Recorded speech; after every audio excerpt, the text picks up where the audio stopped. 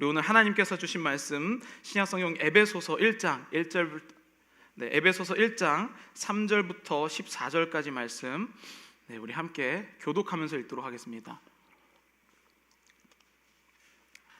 3절입니다. 찬송하리로다. 하나님 곧 우리 주 예수 그리스도의 아버지께서 그리스도 안에서 하늘에 속한 모든 신령한 복을 우리에게 주시니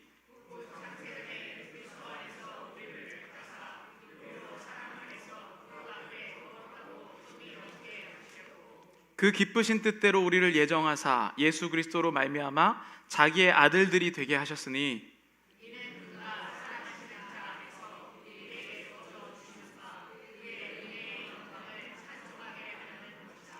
우리는 그리스도 안에서 그의 은혜의 풍성함을 따라 그의 피로 말미암아 속량 곧 죄사함을 받았느니라.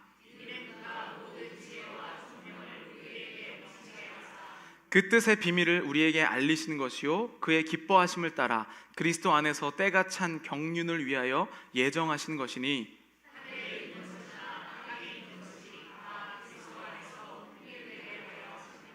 이 모든 일을 그의 뜻의 결정대로 일하시는 이의 계획을 따라 우리가 예정을 입어 그 안에서 기업이 되었으니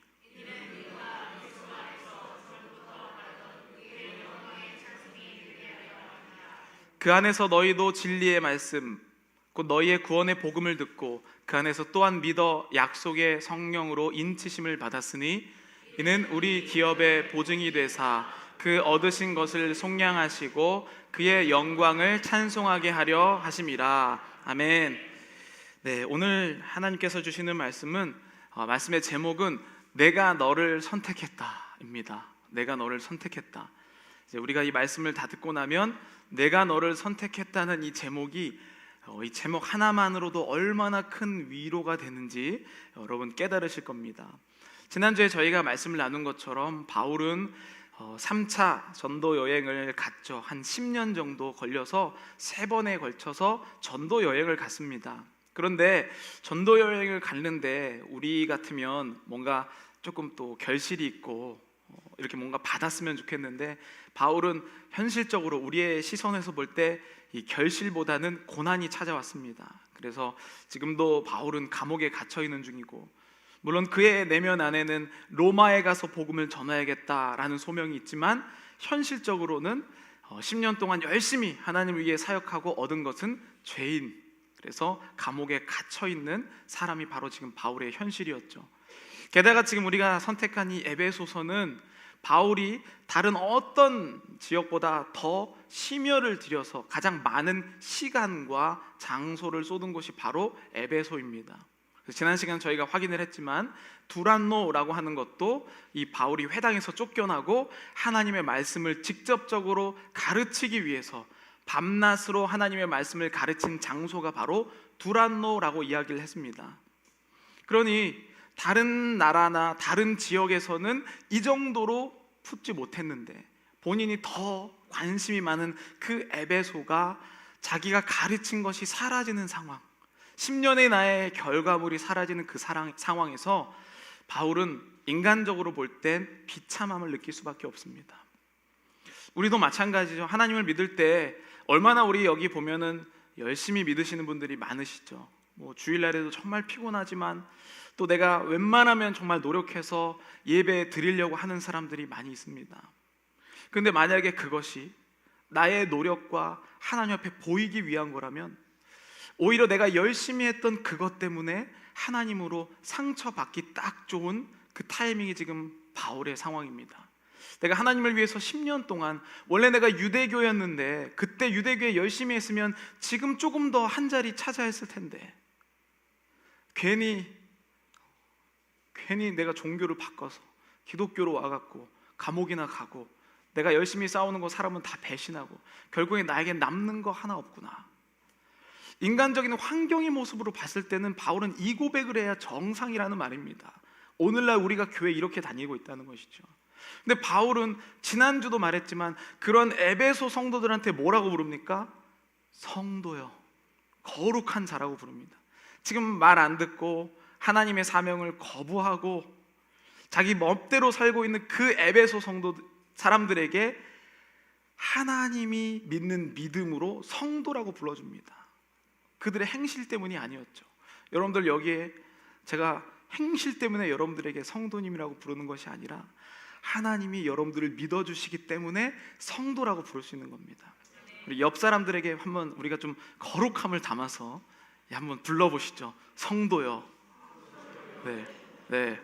왠지 부담이 되죠, 그렇죠? 약간 부담이 되죠. 왠지 거룩해야 될 것 같은 느낌이 듭니다. 여러분, 근데 바울은 이러한 부담 때문이 아니었습니다. 자유하면서 성도라고 불렀는데 그것은 이유가 있습니다. 바울은 자기가 자격 없을 때 사랑을 해줬던 그 경험이 있기 때문이었어요. 바울은 기독교 입장에서는 아주 나쁜 사람이었잖아요, 그렇죠? 예수님 믿는 사람들을 옥에 가두려고 그렇게 열심히 했던 사람. 바울은 유대교 중에서도 엘리트 중에 엘리트였습니다. 만약 유대인들 중에 잘 나가는 70인을 뽑는다면 그 안에 들어갈 정도로 굉장한 사람이었죠. 예수님을 죽일 때 그 죽인 그 결판, 심판을 한 곳이 산헤드린 공회입니다. 바울은 그 산헤드린 공회의 원래 멤버였어요. 그런데 그런 사람이 정말로 오늘날로 치면 뭐 아이비리그도 나오고 미국의 막 0.1%에 들어간 그 정도인 사람이 그것을 다 버리고 예수님한테 올 때 그 경험이 뭐였냐는 것이죠. 그게 뭐냐면, 나는 내가 이렇게 잘 나가서 하나님이 사랑하는 줄 알았는데, 내가 열심히 하는 것 때문에 하나님이 사랑하는 줄 알았는데, 알고 보니까 뭐였냐면요, 하나님은 내가 그냥 좋은 거였어요. 여러분, 그냥 좋으신 사람이 있습니까? 이런 사람은 별로 없어요, 그렇죠? 그냥 좋은 사람보다는 우리한테는 어떤 사람이 있냐? 그냥 싫은 사람, 그렇죠? 참 반대예요, 그렇죠? 하나님의 속성은 그냥 우리를 좋아해 주시는데 우리의 속성은 뭡니까? 그냥 싫은 사람이 있어요. 이게 참 아이러니합니다. 근데 바울은 그런 종류의 원래 사람이었던 것이죠.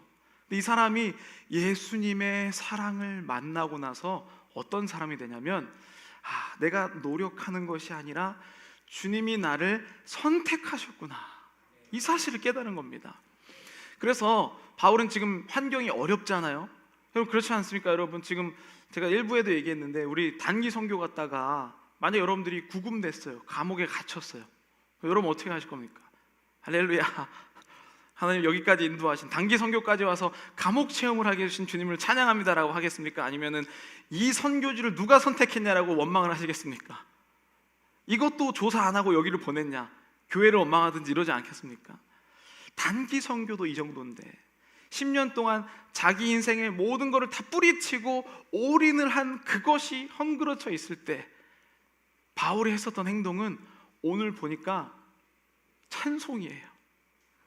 근데 이제 우리가 한글로 보면 3절부터 14절까지 있지만 이것은 원어로 봤을 때 완전히 너무 기뻐서 한숨에 확 내뱉는 한 문장으로 되어 있는 찬양입니다. 그러니까 이 온도차가 엄청나게 커요. 우리는 괴롭고 힘들 때 하나님을 찾아와갖고 왜 나는 남들과 똑같이 못하는지, 나한테는 왜 이런 일이 일어나는지 불평불만하지만, 바울 같은 경우는 그러한 환경이 이 사람에게 영향을 미치지 못했습니다. 그게 오늘 본문에서 바울이 고백하고 있는 내용이에요. 오늘 본문은 약간 그 스트럭처로 보면은 너무 좋은데, 구조적으로 보면 좋은데요, 3절은 바울이 지금 이야기하는 어떻게 보면 선포예요. 3절 저희가 함께 읽어보도록 하겠습니다. 3절입니다. 시작. 찬송하리로다 하나님 곧 우리 주 예수 그리스도의 아버지께서 그리스도 안에서 하늘에 속한 신령한 복을 우리에게 주시되. 여러분, 현실로 봤을 때 말이 안 되는 게 뭐냐면, 바울은 지금 뭐라고 얘기하냐면 이 절망의 상황에서 하나님이 복을 주신대요. 이러니 바울이 이상한 사람이 아니겠습니까? 근데 여러분, 오늘날에도 교회 안에서 바울을 이상한 눈으로 바라보는 사람이 있다니까요. 저렇게 어려운데 저 사람 왜 저렇게 하나님한테 더 충성해? 이런 사람이 있다니까요, 실제로. 나는 아니시죠? 찔리시는 분도 계실 테고. 그런데 바울은 한 경험을 했습니다. 예수 그리스도가 환경을, 내가 지금 어려운 상황이 있을지라도 이 환경이 예수님에 의해서 만들어졌다는 하나의 경험이 있었어요. 사도행전 16장에 보니까 이런 내용이 있습니다. 사도행전 16장에 바울이 역시나 하나님 말씀을 전하다가 감옥에 똑같이 갇혀요. 감옥에 갇혔는데 여러분 22절에 보면 무리가 일제히 일어나 고발하니 상관들이 옷을 찢어 벗기고 매로치라 하여 많이 친 후에 옥에 가두고 간수에게 명하여 든든히 지키라 하니 그가 이러한 명령을 받아 그들을 깊은 옥에 가두고 그 발을 착고에 든든히 채웠더니, 자 여러분 보세요. 이게 지금 어떤 상황이냐면 똑같이 복음을 전파하다가 지금 감옥에 갇혔습니다. 근데 감옥에 갇혔는데 그냥 갇힌 것이 아니고 매를 맞았습니다. 여러분 옛날에 한국에 이 매 맞는 거 중에 그 곤장 맞는 거 아시죠? 곤장 사실 10대만 맞아도 며칠은 못 일어날 정도로 굉장히 센 매입니다. 바울이 맞은 매는 그 정도 매를 얘기하는 거예요. 본인이 몸도 힘 가누기 어려울 정도의 매를 맞은 겁니다. 그러니 복음 전하다가 지금 자기가 죄인이 되고 감옥에 갇히고 몸은 아픈 그 상황에서 바울이 25절에 뭐라고 합니까? 그날 밤에 한밤중에 바울과 실라가 기도하고 하나님을 찬송하며 죄수들이 듣더라. 이거야말로 정신 나간 사람이죠, 그렇죠? 네. 지금 바울이야말로 세상적 가치로 왔을 때 완전히 정신 나간 사람이라 뜻입니다. 힘들고 어렵고 하나님 때문에 고난을 당하는데 하나님이 지금 위로를 못할 망정 이렇게 고난을 당하게 하시는가? 근데 바울은 여기에서 찬송과 기도를 하는데 어떤 일이 일어나냐면 26절에 이런 일이 일어납니다. 이에 갑자기 큰 지진이 나서 옥터가 움직이고 문이 곧 다 열리며 모든 사람의 매인 것이 다 벗겨진지라. 기도를 했는데 어떤 일이 일어났냐면 이게 다 풀린 거예요. 옥문이 열렸어요. 참 귀한 일이죠. 그런데 여러분 바울이 왜 환경을 보지 않는 사람이라는 게 여기서 나옵니다. 바울은 본인이 죄수인지 이것이 중요하지 않았어요. 내 팔이 묶여있나 안 묶여있나 이게 관심의 대상이 아니었습니다. 바울은 뭐가 대상이었냐면 하나님이 가라고 하는가 멈추라고 하는가. 그래서 지금 여러분 죄인들이 이 옥문이 열리고 이게 풀리면 어떡하겠습니까? 도망가겠죠. 그렇죠? 그래서 이것을 듣고 27절에 환경을 보는 사람이 어떻게 행동을 하는지 나옵니다. 간수, 이 지키는 사람, 간수가 자다가 깨어 옥문들이 열린 것을 보고 죄수들이 도망한 줄 알고 칼을 빼어 자결하여 하거늘. 이게 환경을 보는 사람이에요. 환경이 변하면 내가 책임질 것들이 있으면 내 책임짐 때문에 이 당시에 간수가 만약에 이 죄인들이 나가잖아요. 그러면 자기도 책임지지만 가정까지 다 책임져서 죽을 수 있는 상황입니다. 그러니까 차라리 내가 잘못해서 죽어서 가족에게는 피해가 주지 말아야겠다는 심정으로 간수는 지금 자결하려고 합니다. 이것이 환경을 보고 사는 사람들이에요. 딱 우리 같은 사람들이죠. 하나님 밤새 얘기하는데 환경 딱 하나 바뀌면 하나님은 있는가? 그렇죠? 어제까지 밤새워 기도했는데 갑자기 오늘날에 우리 가게가 도둑이 들었어요. 하나님은 뭘 하셔서 나를 이런 고난으로 이끄시는가? 하나님은 없다. 이렇게 딱 바뀌잖아요. 지금 간수는 딱 그런 상황을 하고 있는 겁니다. 그런데 더 신기한 건 바울이 그 간수를 위로하기 시작합니다. 28절에 보니까 바울이 크게 소리질러 이르되, 급한 겁니다. 지금 죽을까 봐. 바울이 크게 소리질러 이르되 내 몸을 상하지 말라. 우리가 다 여기 있노라 하니. 나는 환경 보는 사람이 아니야. 나는 하나님의 명령 듣는 사람이야. 괜찮아. 안심해. 그러니까 간수가 진짜인가 하면서 등불을 달라고 하며 뛰어들어가 무서워 떨며 바울과 실라 앞에 엎드리고 그들을 데리고 나가 이르되, 선생들이여 내가 어떻게 하여야 구원을 받으리까 하거늘. 그때 유명한 말씀이 나오죠. 이르되 주 예수를 믿으라. 그리하면 너와 내 집이 구원을 받으리라 하고. 이 상황이 무슨 상황인지 이해가 가세요? 현실적으로 봤을 때는 간수가 이기는 상황이에요. 그렇죠? 간수가 죄수들을 지키는 상황이잖아요. 근데 하나님의 능력으로 다 풀어져서 지금 오히려 바울이 간수를 지키는 상황으로 바뀝니다. 근데 그 비결은 간단합니다. 뭐냐? 환경을 보지 아니하고 하나님을 봤을 때 본인이 죄수이든지 뭐든지 상관하지 않게 된다는 겁니다. 바울은 이것을 배웠어요. 주님의 사랑을 깨닫고 내가 죄인 되었을 때 이미 나를 구하셨던, 그리고 이 역사를 이끄셨던 예수님을 바라본 거예요.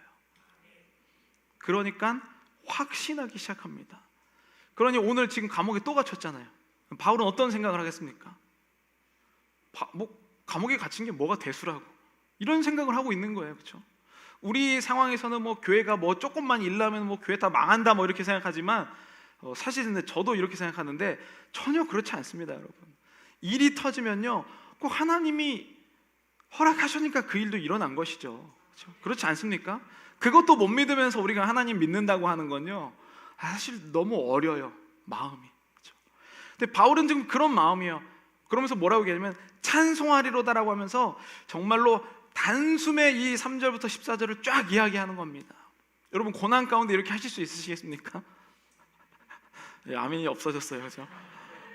근데 여러분, 바울이 이렇게 생각한 신학적인 근거가 이제 쫙 나오는 거죠. 3절은 선포예요.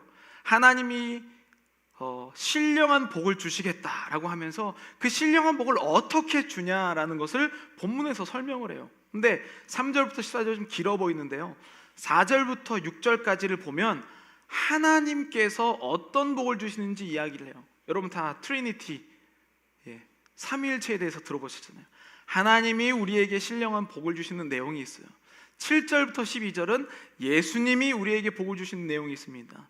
그리고 13절, 14절은 성령님이 우리에게 주시는 복, 이 세 가지를 단숨에 바울이 고난 가운데 막 찬송하는 겁니다. 근데 더 놀라운 사실은 이제 4절, 6절을 그 다음에 7절, 12절, 13절, 14절이잖아요. 각 절이 끝날 때마다 똑같은 내용을 반복하는데 그게 바로 6절에 이렇게 얘기를 하죠. 그의 은혜의 영광을 찬송하게 하려는 것이다. 6절에. 그 다음에 하나님이 이렇게, 그 다음에 12절에 끝나면서 또 똑같이 그의 영광의 찬송이 되게 하려 하심이라. 14절에도 성령님의 축복을 이야기하고 그의 영광을 찬송하게 하려 하심이라. 우리의 존재 이유가 뭐냐면 하나님을 찬송하게 하게 하심이래요. 그러니까 이 고난은 뭐냐? 바울의 입장에서 보면 환경의 변화는 하나님이 찬송할 거리를 지금 주신 겁니다. 너 너무 무료하지? 인생이 그냥 평탄하지? 이 고난을 통해서 하나님을 찬송할 수 있도록 도와줄게. 이게 위기와 어려움을 지금 바울은 그렇게 해석을 하고 있다는 겁니다. 그래서 정말 더 놀라운 것은 무엇이냐면요, 4절부터 6절까지 하나님 아버지가 우리를 축복하시는 내용을 한번 우리가 읽어볼 텐데요, 4절부터 6절입니다. 우리 한번 한 목소리 읽겠습니다. 곧 창세전에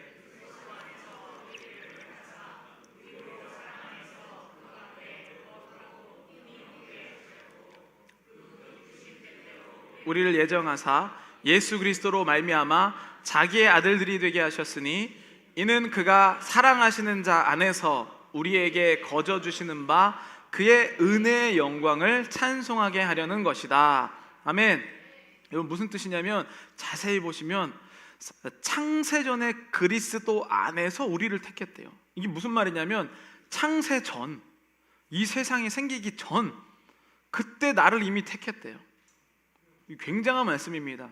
저는 이 말씀 한마디로도 그냥 기분이 너무 좋았어요. 왜냐하면 저는 내가 이 세상에 밀려왔다고 생각했거든요. 이렇게 생각하시는 분 많으시죠. 내가 어쩌다가 LA까지 와서 이 고생을 하고 있나, 이런 생각 많이 하시잖아요.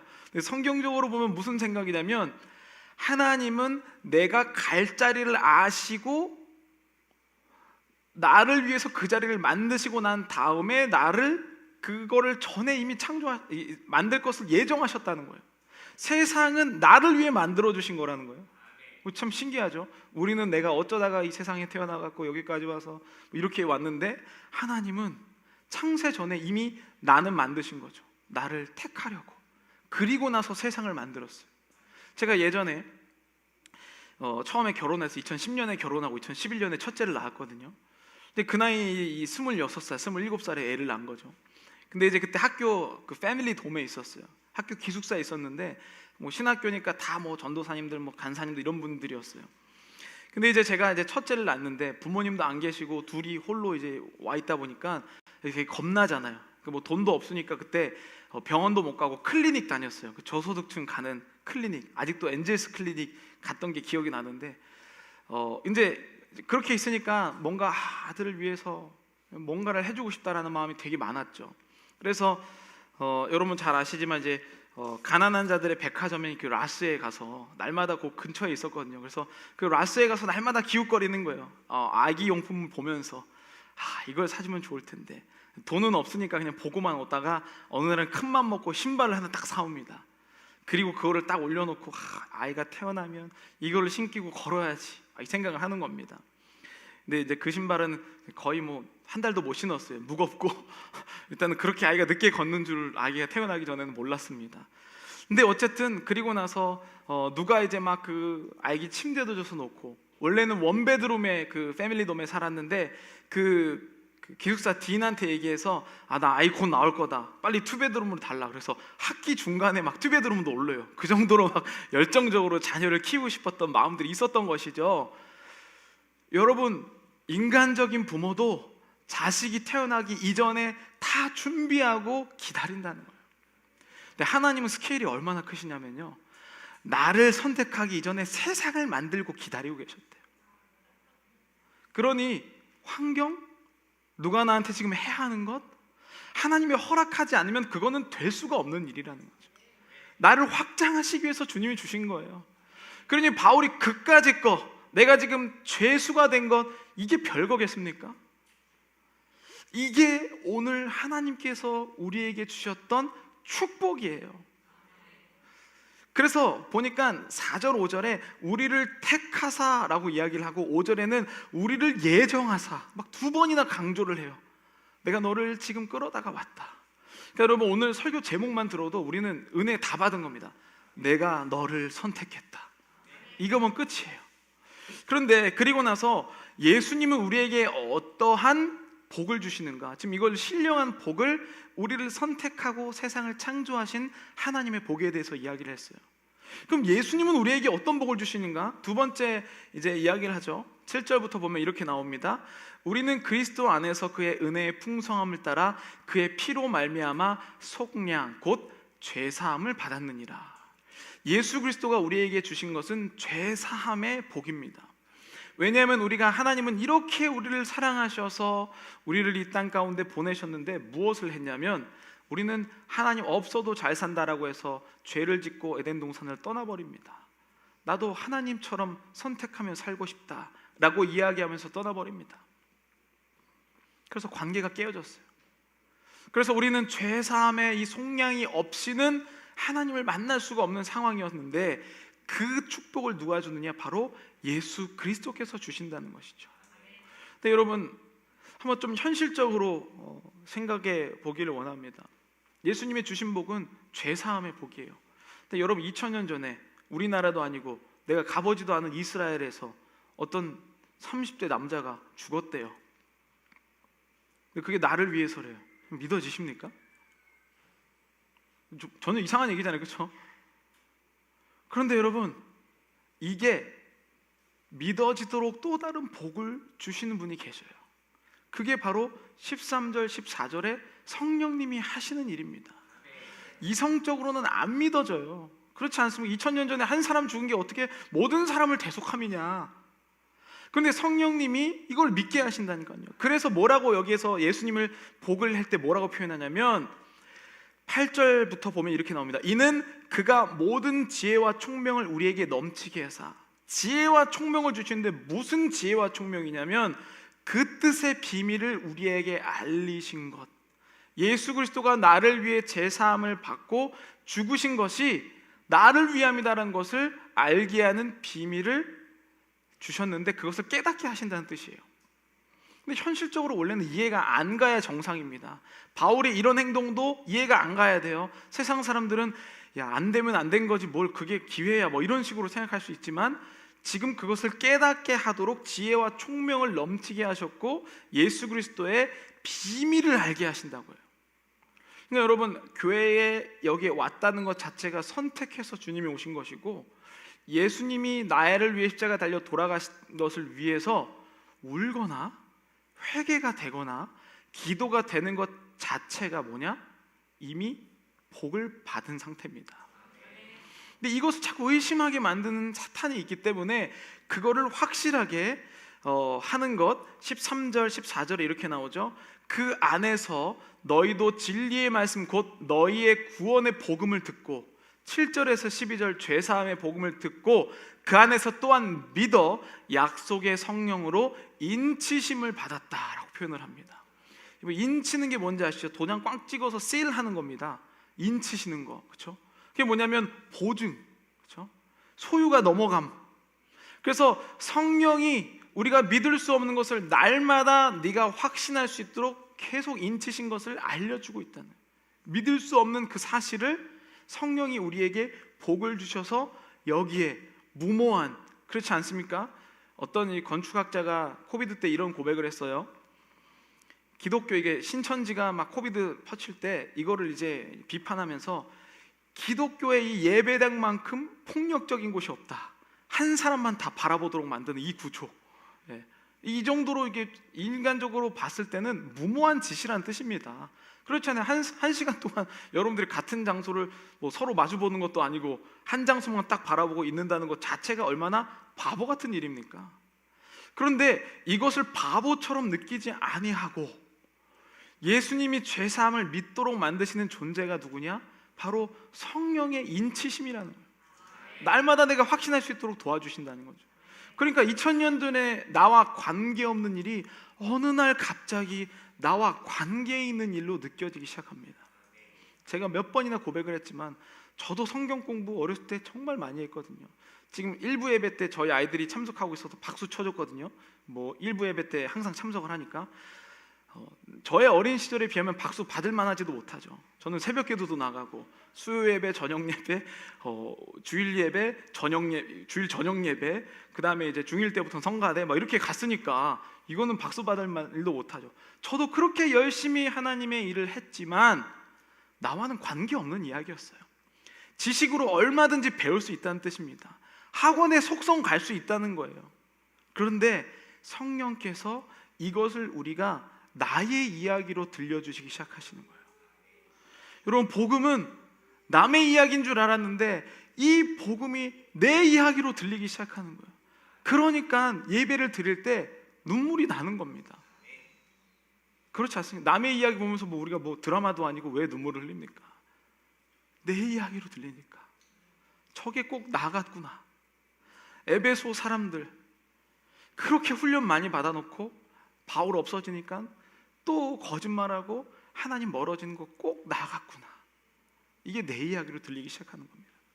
그것을 가능케 하시는 그 복이 바로 성령의 복이라는 겁니다. 여러분, 인간은요 누구에게나 다 어려움이 주어집니다. 제가 예전에 모기 때문에 가족 중에 한 명이 죽은 가족을 만났어요. 모기 때문에 누가 한 명이 죽은 거예요. 근데 여러분, 우리 모기 별거 아니잖아요. 뭐 가려우면 뭐 긁고 십자 표시 내고 이게 모기잖아요, 그렇죠? 근데 이 모기 때문에 죽은 사람의 가족은요 어딜 가든지 모기가 있나 없나를 먼저 살펴요. 우리는 위기나 어려움이 엄청나게 큰 문제라고 생각을 하거든요. 근데 사람마다 위기는 다르다는 거예요. 어떤 사람에게는 모기가 가장 큰 위협이 될 수 있습니다. 어떤 사람은 그렇잖아요. 견과류가 될 수도 있어요. 어떤 사람은 해산물이 될 수도 있고요.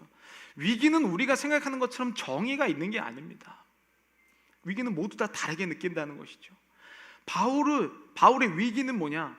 바울은 이게 자기가 죄인으로 간 게 위기가 아니었다고 하는 사람이잖아요. 근데 세상 사람들의 위기는 뭐냐면 지금 바울의 상황이 위기예요. 근데 바울은 그게 위기가 아니라고 지금 선포를 하고 있는 겁니다. 바울의 위기는 뭘까요? 하나님이 믿어지지 않는 게 위기입니다. 예배를 나와도 감격이 없는 것, 주님께 기도하면서도 내 죄가 생각나지 않는 것, 성찬을 하면서도 죄를 먹고 마시면서도 아무렇지도 않는 것, 예배에 빠져도 아무렇지도 않는 것, 이게 위기예요. 이게 위기. 바울은 그것이 위기인 것을 잘 아는 사람이었습니다. 그런 사람에게 뭐가 위로였냐면 내가 너를 선택한다는 게 가장 큰 위로였다는 것입니다. 여러분, 예전에 먹고 살기 힘들 때 자살률이 어땠을 것 같습니까? 지금보다 높았을까요? 낮았을까요? 많이 낮습니다. 더 낮아요. 먹고 살기 힘들 때. 자살률은요, 먹고 살만하니까 자살이 나오는 겁니다. 그게 우리의 인생이에요. 위기를 뭐로 느끼냐에 따라서 사람은 다른 행동을 하게 됩니다. 에베소서는 지금 어려운 상황이죠. 교회가 가다 보면 어려운 일도 일어납니다. 그 어떤 사람은 야, 교회도 이렇게 어려운 일이 일어나면 나도 보호해 주지 못하는 하나님 믿지 못하고 떠나겠다라고 떠나요. 근데 저는 전혀 그렇게 생각하지 않습니다. 하나님이 허락하시지 않는 어려움이 있을까라고 저는 질문을 하는 거죠. 하나님이 저 못된 사람 만나게 한 거, 그거 내가 정말 운 없고 재수 없어서 저 사람 만난 걸까요? 어떻게 생각하십니까? 바울은 그렇게 느끼지 않았다는 거죠. 한 아이가 있었어요. 한 아이가 있었는데 집이 찢어지게 가난했습니다. 집이 너무나도 가난한 아이였어요. 근데 그 아이가 너무나도 가난해서 이제 집이 이제 쫓겨나게 되는 겁니다. 한국에서 있었던 일이에요. 근데 쫓겨나게 되었고 너무 힘들어서 학교도 못 다니는 상황이 되었습니다. 옛날에는 학교 돈 내고 다녔잖아요. 지금 무상교육이지만 다 아시죠? 네. 학교에 학비를 못 내서 학교도 못 다니고 집도 이제 쫓겨나는 마지막이었어요. 근데 어느 날 아버지가 1,000만 원을 벌어오신 거예요. 근데 그 1,000만 원이 가정의 위험을 해결할 수 없는 너무나도 턱없는 돈이었어요. 그렇잖아요. 집은 쫓겨나는데 1,000만 원 사실 크진 않잖아요. 근데 이 아이가 이 집에서 어떤 일이 일어났냐면 그 1,000만 원이 든 날 갑자기 온 가족이 삼겹살 파티를 합니다. 삼겹살 파티를 하는데 아시죠, 여러분? 한국에서 옛날에 삼겹살 파티하면 집에다가 뭉쳐놨던 신문지 바닥에 쫙 깔고 그렇죠? 브루스타 넣고 삼겹살을 막 먹는 겁니다. 그런데 이 아이가 그 기억이 너무 좋은 거예요. 지금 현실은 1,000만 원 번다고 해결되지 않았습니다. 그리고 실제로도 집에 쫓겨났고 어려운 인생을 살았어요. 이 아이에게는 어떤 것이 더 강했냐면 삼겹살 파티가 이 아이의 인생에 더 영향력이 컸던 거예요. 근데 그날 너무 행복해서 평생을 잊지 못했는데 그날 그 가족이 나눴던 대화가 이거였습니다. 우리도 하면 되겠구나. 방법이 있겠구나. 우리가 오늘 이렇게 행복하구나. 이 기억을 갖고 살아간 거예요. 그러고 나니까 어려움이 이 아이에게는 어려움으로 다가오지 않았습니다. 그런데 이 아이가 커서 직장에 취직을 하게 돼요. 취직을 하게 되는데 아니나 다를까 굉장히 어려운 상황에 처하게 돼요. 뭐냐면 여러분 뭐 직장 다녀보신 분들 아시겠지만 팀장 중에 아주 고약한 팀장을 만나는 거예요. 이 팀장 밑에서는 아무도 못 버텨요. 괴롭히는 사람을 만나는 거예요. 우리도 직장 가운데 그런 사람 만나잖아요. 그런데 신기하게도 이 팀장을 만난 사람들은 보통 뭐라고 얘기하냐면 저 사람 왜 저래? 그러면서 자기들끼리 뭉쳐서 팀장 욕을 막 하는 거예요. 보통 사람들이 그랬다는 겁니다. 그런데 그 아이가 커서 이 어려운 팀장을 만났는데 오히려 팀장이 바뀌어 버렸어요. 근데 이거를 기업에서 강연하는 사람이 그 팀을 보고 너무 신기해서 모든 기업에서 다 일어나는 일인데 어떻게 이런 일이 있을까라고 해서 석사 논문을 이 사람 때문에 씁니다. 그래서 알고 봤더니 이 사람의 어렸을 때 기억의 그 삼겹살 파티가 너무 강력하게 영향을 미쳐서 어떠한 어려움이 와도 자기의 어려움으로 인식하지 않는 거예요. 그래서 이 사람이 어떻게 한다고 봤더니 팀장님이 물론 이 사람한테도 못되게 굴었죠. 근데 이 사람은 설마 모든 사람들은 내가 뭐 잘못했나 막 이렇게 확인하고 자기 자존감이 낮아지고 이렇게 하는데 이 사람은 나 때문에는 일어난 일은 아니라고 생각하는 거예요. 팀장한테 가서 뭐라고 했냐면 왜 그래요? 무슨 일이세요? 근데 처음에는 팀장이 이거 뭐야? 이러면서 막 화를 내고 뭘 미쳤다라고 표현을 했대요. 그렇게 했는데 계속 물어보고 악의가 없고 자기가 상처받는 걸 도망가려고 하지 않는 이 사람의 순수한 모습을 보고 어느 날 자기도 모르게 자기의 고민을 이 아이에게 이야기한 거예요. 그리고 나서 실제로 이 고약한 팀장이 아이를 좋아하게 됩니다.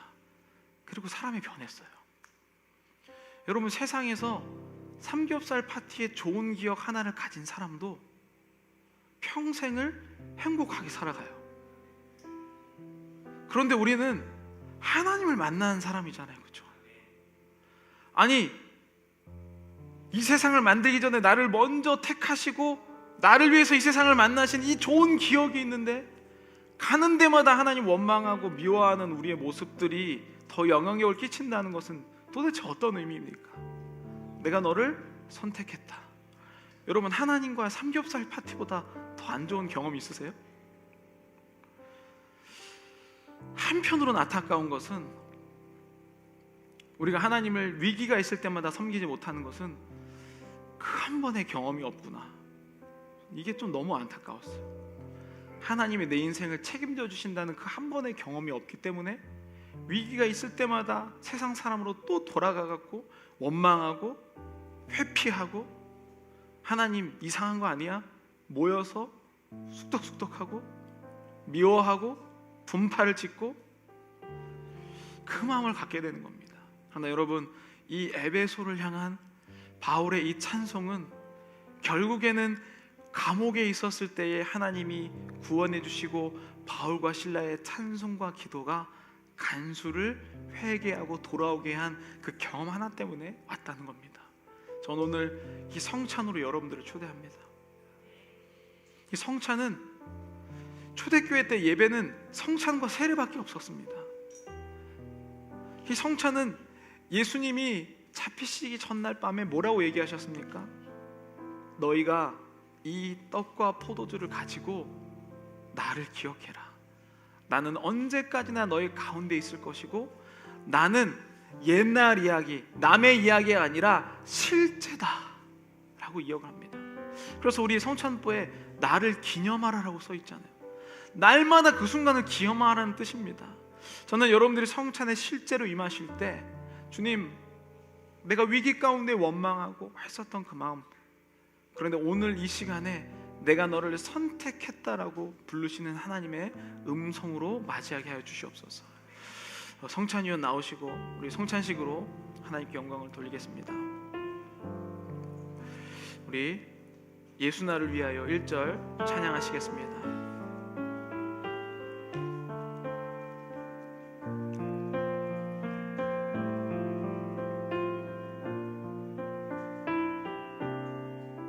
예수 나를 위하여 예수 나를 위하여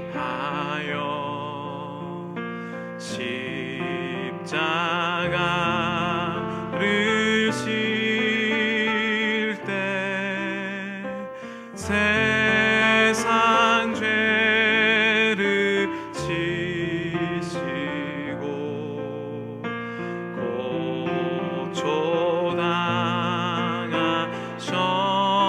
고초당하셨네. 예수님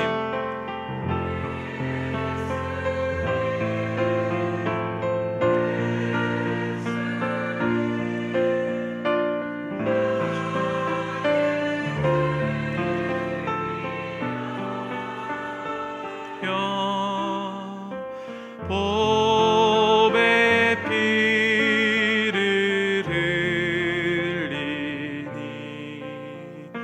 죄인 받으소서. 자, 여러분들을 위해 성찬을 초대하겠습니다. 사랑하는 성도 여러분, 성만찬은 하나님의 사랑에 대하여 감사를 드리는 성례전입니다.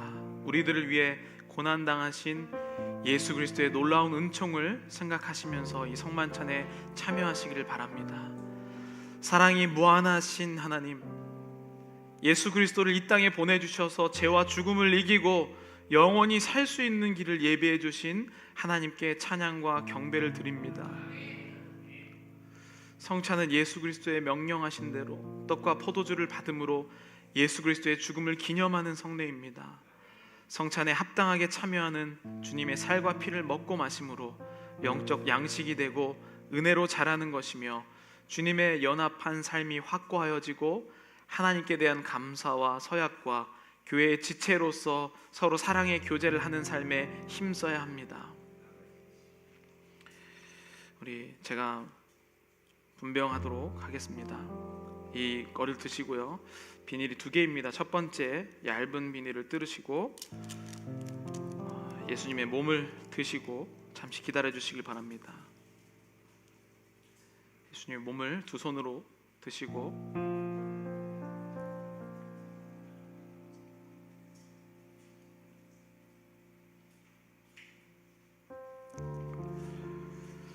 제가 주님의 몸을 분병하도록 하겠습니다.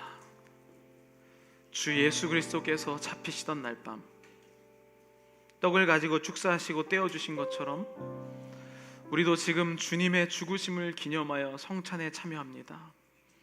주님의 몸을 기념하오니 영생의 떡이 되게 하옵소서. 아멘. 주님의 몸을 드시겠습니다.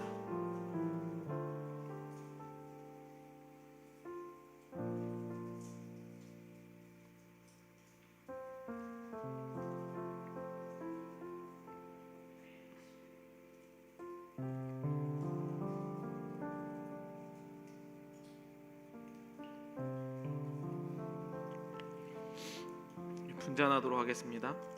두 번째 비닐을 떼주시고 잠시 기다려 주시면 됩니다.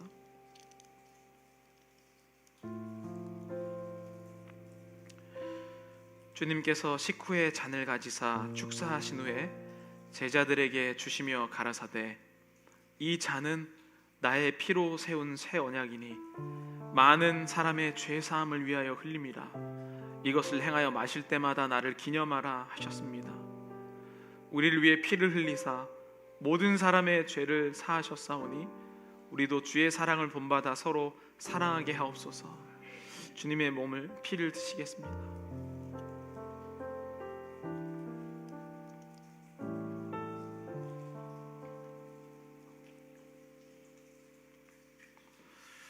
자비로우신 하나님, 우리의 굶주린 영을 생명의 양식으로 채워주신 하나님께 감사합니다.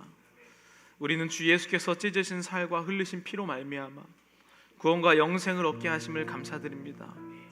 우리도 주님의 뒤를 따라 하나님 나라를 위하여 희생하고 헌신하고자 하오니 우리를 늘 함께 하여 주시며 주님의 거룩한 사역을 할 수 있도록 인도하여 주시옵소서.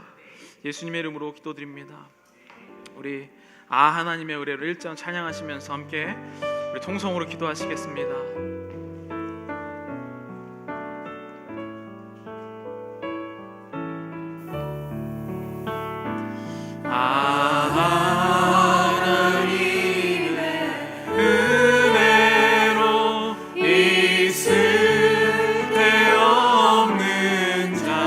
구속하여 주는지 왜 구속하여 주는지 난 알 수 없도다. 내가 믿고 또 의지하는 내 모든 영역 자신은 주님 늘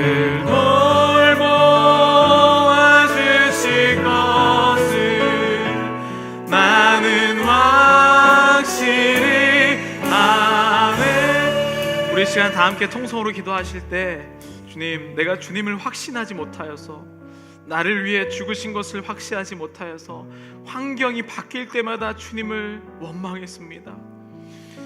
주님께서는 나를 창세전부터 나를 택하시고 예정하신다라고 말씀하셨는데 나는 마치 내가 택하고 선택해서 일이 온 것처럼 살아가는 우리 지난 날을 주님 용서하여 주옵소서.